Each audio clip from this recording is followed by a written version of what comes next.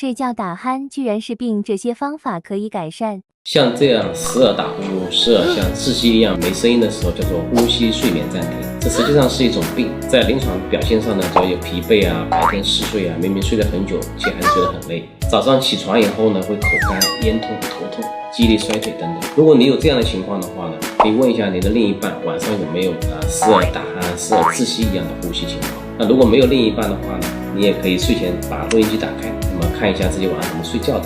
那如果有打鼾的情况，我们怎么治疗呢？首先选择一个比较软硬适中的一个枕头，我们养成良好的生活习惯，忌烟酒，这也可以改善打鼾的情况。另外呢，也可以手术治疗，比如说机械通气治疗啊，还有止鼾器的治疗啊。那么这3种方式呢，适用于中度或者重度的打鼾患者。大家呢可以根据自己的情况呢，选择一个好的治疗方案。